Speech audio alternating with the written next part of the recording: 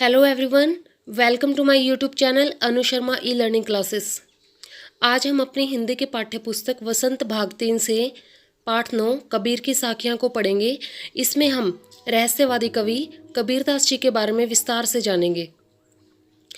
अब यहाँ अगर मैं आपको सिर्फ थोड़ा सा ज्ञान देकर या फिर कवि के बारे में थोड़ा सा बताकर संक्षेप में बताकर चुप हो जाऊं तो इतने महान कवि के ज्ञान से आप वंचित हो जाओगे। इसीलिए मैं उनके बारे में आपको विस्तार से बताऊंगी। हमारा जो देश है भारत देश, वो संतों की भूमि है। समय समय पर हमारे देश में विभिन्न संतों ने जन्म लिया है। और अगर संत शिरोमणि की बात की जाए तो उसमें कबीरदास जी का नाम बड़े आदर और सम्मान के साथ लिया जाता है। एकमात्र ऐसे कवि हैं, वो ऐसे संत कवि हैं हमारे देश के जिनके काव्य पर साल में काफ़ी लोग रिसर्च करते हैं, यानी हर साल हजारों लोग उनके काव्य पर रिसर्च करते हैं। तो चलिए हम कवि का परिचय जान लेते हैं। पाठ शुरू करने से पहले मैं आपसे कहना चाहती हूँ कि ध्यान से आपने इस वीडियो को अंत तक देखना है, और अगर ये पाठ आपको अच्छे से समझ आ जाए तो इसे लाइक करके और कमेंट करके मुझे आप ज़रूर बताएंगे। तो कवि परिचय के बारे में हम जान लेते हैं कि कबीरदास जी ज्ञान मार्गी शाखा के प्रमुख और प्रतिनिधि कवि माने जाते हैं। 3 रास्ते हैं परमात्मा की ओर जाने के: ज्ञान मार्ग, भक्ति मार्ग और कर्म मार्ग। इसमें कबीरदास जी ने जो रास्ता अपनाया था वो ज्ञान मार्ग था, और उनका जन्म हुआ था 1399 में काशी में।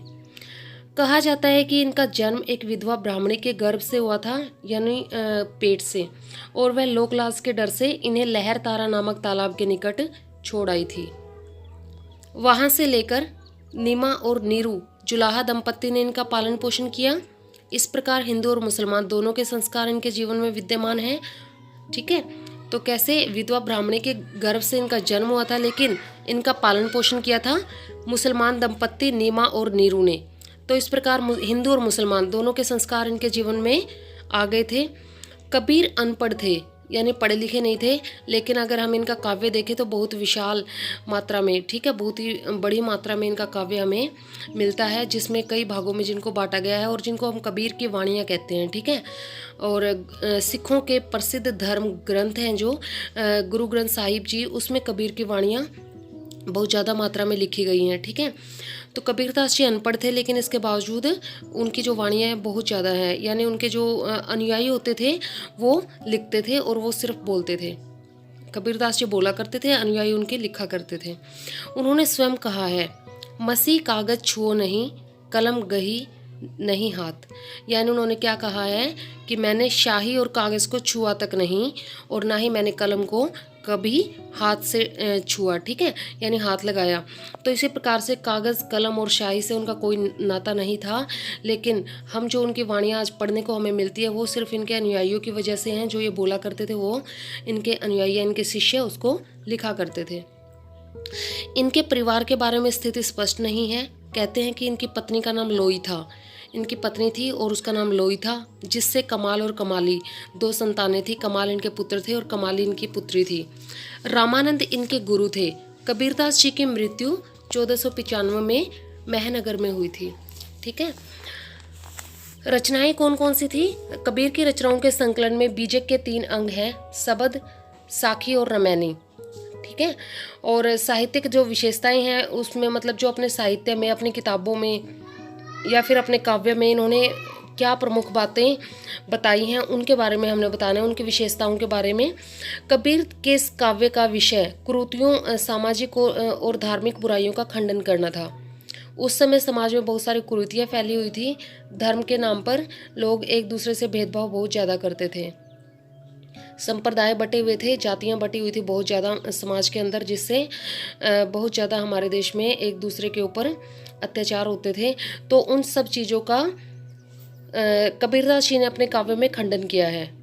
उन्होंने समाज में फैले हुए ढोंग, आडंबरों, जाति पाति के भेदभाव पर कड़े प्रहार किए हैं। ठीक है, और उन्होंने क्या कहा है कि जाति पाति पूछे न कोई, हरि को भजे सो हरि को होई।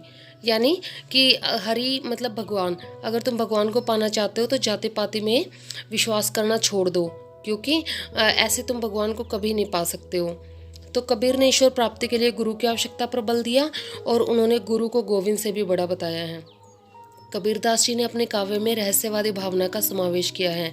रहस्यवाद किसको बोलते हैं? यानी जो चीज़ें हमारे लिए राज हैं, जैसे परमात्मा ये एक राज है क्योंकि हमने अपनी आंखों से नहीं देखा है, ठीक है। और उसी प्रकार से जो दूसरे चीज़ें हैं जैसे धर्म के नाम पर जो होते हैं, ठीक है, आजकल, और जो पुरानी कथाएं हैं हमारे, ये सारे क्या हैं? हमारे रहस्य हैं। जादू टोने, तंत्र मंत्र, ये रहस्यवादी भावना है। ये जो कबीरदास जी ने अपने काव्य में रहस्यवादी भावना का समावेश किया है। भाषा शैली कैसी है उनकी? कबीरदास जी ने अपनी भाषा शैली में सामान्य जन को प्रभावित किया है। जो उस समय में बोली जाती थी जो भाषा कबीर के समय में, उसी भाषा को उन्होंने अपनी भाषा शैली बनाया है। और इनकी जो भाषा है उसको सदुकड़ी के नाम से जानते हैं, ठीक है। और इसके विपरीत जो भारत के अन्य भाषाएं हैं उनका भी मिश्रण इनकी भाषा में देखने को मिल जाता है। तो सबसे पहला जो इनका साखियाँ, कबीर की साखियाँ पाठ में इनकी जो सबसे पहली साखी है, पहला दोहा है, वो है जाति ने पूछो साधु की, जो पूछो तो ज्ञान, मोल करो तलवार का, पड़ा रहन दो म्यान, ठीक है, तलवार का। तो इसका प्रसंग आपने कैसे लिखना है कि प्रस्तुत साखी ज्ञान मार्गी कवि कबीरदास द्वारा रचित है। इस दोहे में कबीरदास द्वारा ज्ञान को महत्व दिए जाने का उल्लेख हुआ है। वे जाति पाति का विरोध भी करते हैं, यानी वो जाति पाति को नहीं मानते हैं। इसकी व्याख्या में हम क्या लिखेंगे? कबीरदास जी कहते हैं कि साधु की सच्ची पहचान करने के लिए उसकी जाति न पूछकर उसका ज्ञान पूछना चाहिए। साधु का ज्ञान ही उसकी असली पहचान है। हम किसी साधु के ज्ञान को महत्व न देकर उसकी जाति पूछने लग जाएं तो हम उसके ज्ञान से वंचित हो जाएंगे या उसके ज्ञान को हम प्राप्त नहीं कर पाएंगे। इसीलिए हमने पहचानना है कि कौन सा साधु सच्चा है, और उसके बाद फिर हमने उसके ज्ञान को महत्व देना है, उसकी जाति को महत्व नहीं देना है। जिस प्रकार से कबीरदास जी इसी दोहे में, इसी साखी में एक उदाहरण भी देते हैं कि अगर हम तलवार खरीदने जाएं और हम साथ में म्यान का भी मोल पूछने लग जाएं और तलवार का पूछे ही ना, तो इससे क्या, हम वास्तविक वस्तु की तो पहचान हमें है नहीं। वास्तविक वस्तु क्या है इसमें? तलवार। और हम म्यान जिसमें हम तलवार को रखते हैं उसका हम मोल पूछने लग गए। तो इसी प्रकार से इस बात की जो एक रूपता है उन्होंने साधु से की है कि साधु की भी जाति ना पूछ करके हमने उसके ज्ञान को महत्व देना चाहिए। ज्ञान से ही ईश्वर की प्राप्ति हम कर सकते हैं। तो इस प्रकार से यहाँ पर कबीरदास जी ने ईश्वर प्राप्ति का एक मार्ग बताया है कि हमें जाति पाति में विश्वास ना करके हमें साधु से उसके ज्ञान के बारे में पूछना चाहिए। और जिस प्रकार से एक तलवार का जो मोल होता है, जबकि म्यान का कोई भी मोल नहीं होता है। दूसरा है इसके अंदर दूसरा दोहा, आवत गारी एक है, उल्टत होई अनेक, कह कबीर नहीं उल्टिए वही एक की एक। तो इसमें प्रसंग आप ऐसे ही लिखोगे कि प्रस्तुत साखी ज्ञान मार्गी कवि कबीरदास जी के द्वारा रचित है, ठीक है। व्याख्या में आप लिखोगे, कबीरदास जी कहते हैं कि जब गाली आती है तब वह एक ही होती है, यानी आवत गारी एक है, उल्टत हुई अनेक। आवत यानी आने वाली गाली एक ही आती है हमारी तरफ, उल्टत हुई अनेक। लेकिन उस गाली को सुन करके जब हम प्रभावित हो जाते हैं और हमारा भी मन कर जाता है उसको दो चार सुनाने का, तो हम बहुत सारी गालियाँ एक साथ उसको दे देते हैं, ठीक है। और पलटकर हम कई गालियाँ उसको निकाल देते हैं उस व्यक्ति को। कह कबीर नहीं उलटिए वही एक की एक। कबीरदास जी कहते हैं कि अगर आप उसको गाली दो ही ना तो फिर वो एक की एक ही रह जाएगी, यानी जो उसने दी है वो उसी के पास रह जाएगी, हमें उससे कोई फ़र्क नहीं पड़ता। तो यहाँ पर कबीरदास जी ने एक बहुत बड़ी बात कही है। अगर हम इसको अपने जीवन में, प्रैक्टिकल लाइफ में भी अगर हम इसको लागू कर लें तो हमारा जीवन सुधर सकता है। कैसे सुधर सकता है?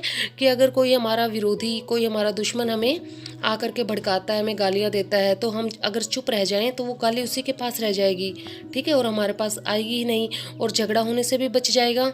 और इस प्रकार से क्या पता और सामने वाले का जो मन है वो भी परिवर्तित हो जाए और कुछ समय के बाद उसको पश्चाताप होकर अपनी गलती का एहसास हो जाए।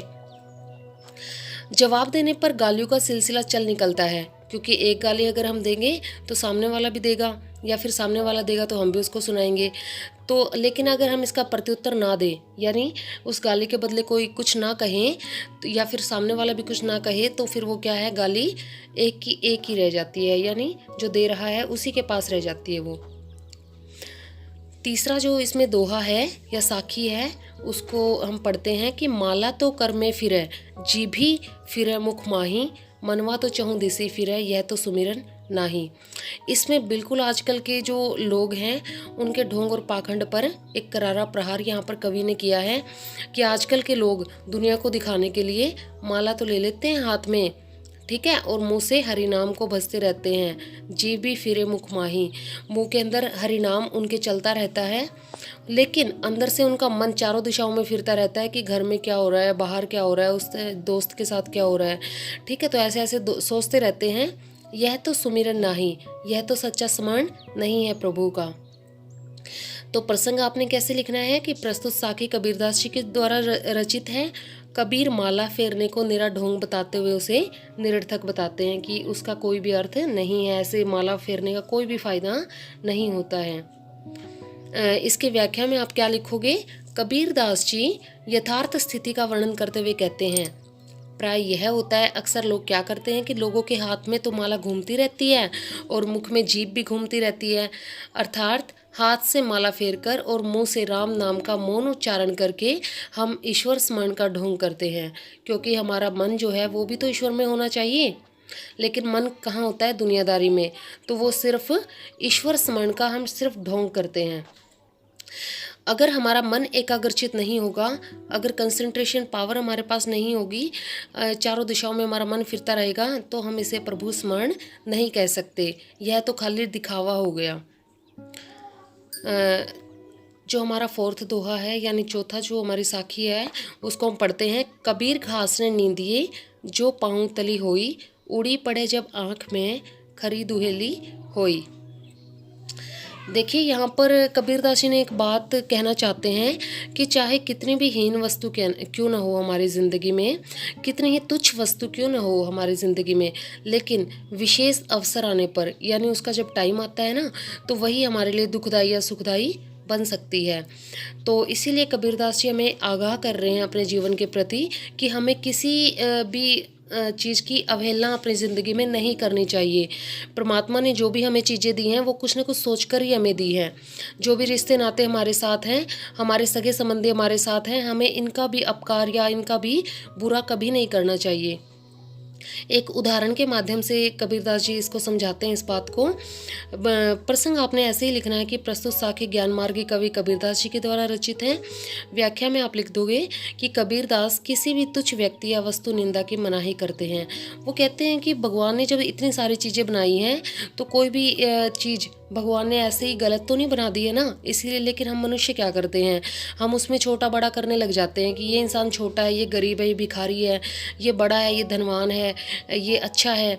तो हमें कंपैरिजन करने का कोई अधिकार नहीं है, क्योंकि परमात्मा ने सबको एक जैसा बनाया है। तो हमें कोई अधिकार नहीं है कि हम किसी भी वस्तु की निंदा करें, किसी तुच्छ व्यक्ति को उसकी जगह दिखाएं कि ठीक है, उसकी औकात दिखाएं। तो ये सब चीज़ें हमारे लिए महत्वहीन है। हमें इन चीज़ों की तरफ ज़्यादा ध्यान नहीं देना चाहिए, बिल्कुल भी ध्यान नहीं देना चाहिए।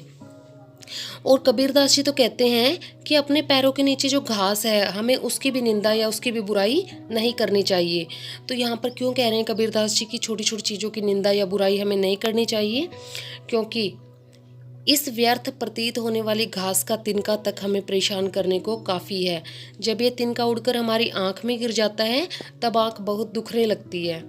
तो देखा, यहाँ पर एक छोटा सा घास का तिनका होता है, ठीक है, हम उसको तुच्छ मानकर पैरों के नीचे रोंदने लग जाते हैं, ठीक है, रोंदते रहते हैं उसको पैरों के नीचे। लेकिन वही घास का तिनका उचित अवसर आने पर, जब आंधी चलती है या हवा के माध्यम से या किसी और अन्य कारण से हमारी आँख में जाता है, तो हमें पता लगता है कि एक तुच्छ चीज़, एक छोटी सी चीज़ भी हमारे लिए क्या कर सकती है। आगे कबीरदास जी की साखी आती है कि जग में बैरी कोई नहीं, जो मन शीतल होए, या आपा को डारी दे, दया करे सब कोई। कबीरदास जी ने यहाँ पर एक बहुत ही बड़ी बात कही है कि इस संसार के अंदर अपना कोई भी दुश्मन नहीं है। मन ही हमारा दुश्मन है, मन ही हमारा दोस्त है, ठीक है।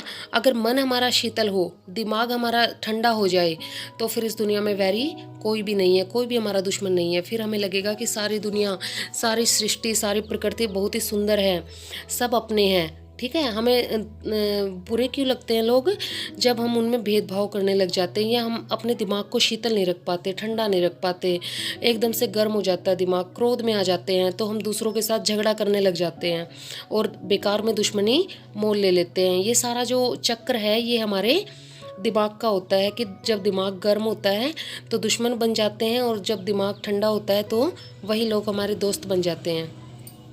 तो यहाँ पर निर्गुण धारा के प्रतिनिधि कवि कबीरदास जी कहते हैं कि यदि हमारा मन शीतल या शांत है तो हमें इस संसार में अपना कोई भी शत्रु प्रतीत नहीं होगा। सारा संसार अपना अपना लगेगा। वसुधैव कुटुंबकम की जो भावना है वो बिल्कुल चारों तरफ फैल जाएगी। ठीक है। और हमें आवश्यकता इस बात की है कि हम अपने अहंकार को त्याग दें। अहंकार मतलब जो मैंपन है हमारे अंदर, हम मैं करते रहते हैं कि मेरे पास ये है, मेरा वो है। अगर हम इस चीज़ को छोड़ दें और तो सबके प्रति जो दया की भावना है ऑटोमेटिकली हमारे मन में आ जाएगी। ठीक है। दया की भावना हमें प्रदर्शित करनी चाहिए, चाहे इस संसार में छोटे से छोटा ही प्राणी क्यों ना हो, चाहे चींटी ही क्यों ना हो, सबके प्रति हमारे मन में दया भावना होनी चाहिए। किसी के प्रति भी दुश्मनी का व्यवहार हमें यहाँ पर नहीं करना चाहिए।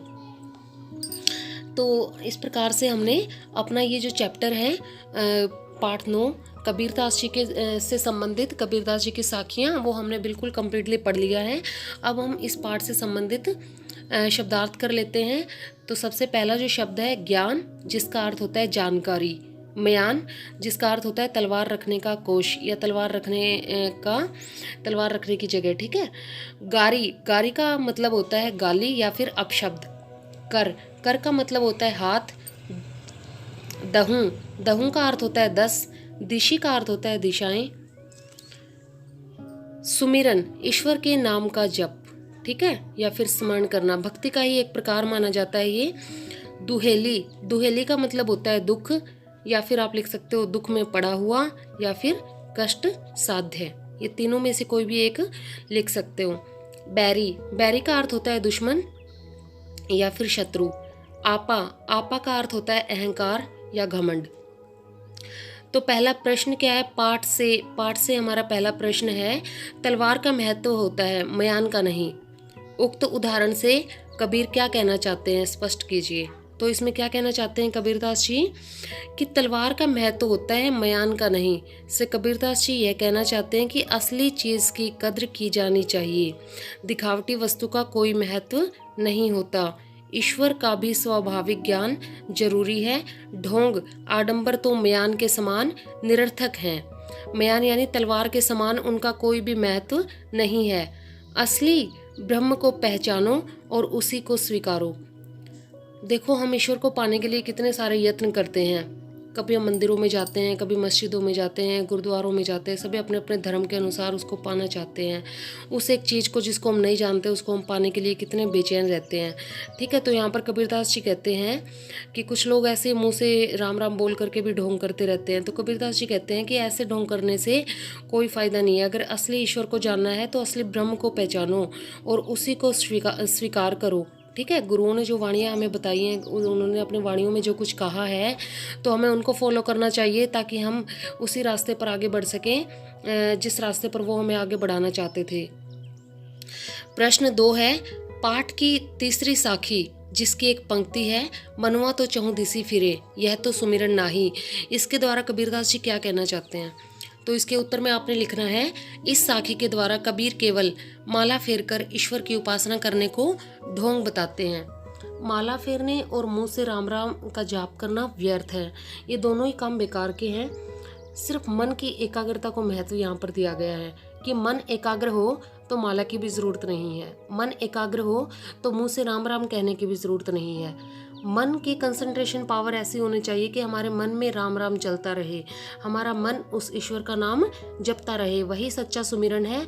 और इसी को कबीरदास जी ने सच्चा सुमिरन बताया है। इसके विपरीत जो हम ढोंग करते हैं माला फेरने का और मुंह से राम राम करने का, उसको कबीरदास जी सच्चा ईश्वर स्मरण नहीं मानते हैं। क्वेश्चन नंबर 3 है, कबीर घास की निंदा करने से मना करते हैं। कबीर के दोहे में घास का विशेष अर्थ क्या है और कबीर के उक्त दोहे संदेश क्या है, मतलब उक्त दोहे में क्या संदेश वो हमें देना चाहते हैं।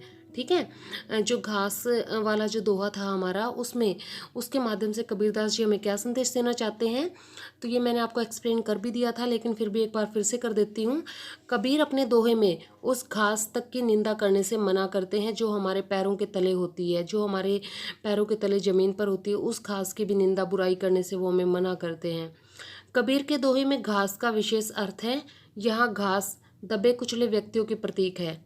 ठीक है, जो लोग हमसे नीचे हैं, हम मानते हैं उनको कि नीची जाति का या कम धनवान है हमसे, तो उन लोगों की हम अपेक्षा करने लग जाते हैं। ठीक है, तो यहाँ पर उपेक्षा करने लग जाते हैं। तो यहाँ पर कबीरदास जी कहते हैं कि ऐसे व्यक्तियों को भी हमें निंदित नहीं करना चाहिए, उनकी बुराई हमें यहाँ पर नहीं करनी चाहिए। इन लोगों को तुच्छ मानकर जब निंदा की जाती है तो ऐसा बिल्कुल अनुचित है। ईश्वर ऐसे लोगों से बिल्कुल भी प्यार नहीं करते जो ऐसे व्यक्तियों की निंदा करते हैं। ठीक है, कबीर के दोहे का संदेश यही है कि किसी की निंदा मत करो, किसी की बुराई मत करो, विशेषकर छोटे लोगों की। व्यक्ति या प्राणी चाहे वह जितना भी छोटा हो, उसे तुच्छ समझकर या हीन समझकर उसकी निंदा नहीं करनी चाहिए।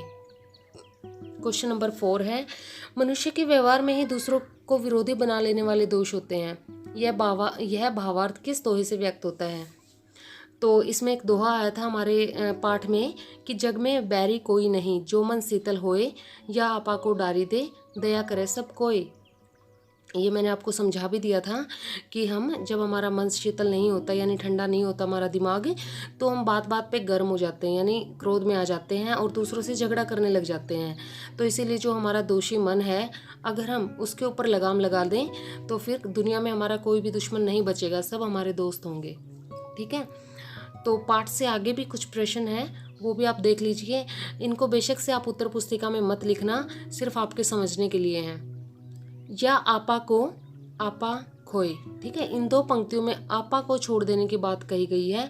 आपा किस अर्थ में प्रयुक्त हुआ है? क्या आपा स्वार्थ के निकट का अर्थ देता है या घमंड का? तो देखिए इसका उत्तर आप लिखोगे, आपा अहंकार के अर्थ में यहाँ पर प्रयुक्त हुआ है। अहंकार यानी घमंड, इसीलिए वो घमंड का अर्थ देता है। यानी इंसान जब घमंडी हो जाता है तो अपना आपा मतलब उसको सबसे ज़्यादा उसी में खोया रहता है। क्वेश्चन नंबर इसमें आगे है कि 3, सभी मनुष्य एक ही प्रकार से देखते सुनते हैं पर एक समान विचार नहीं रखते।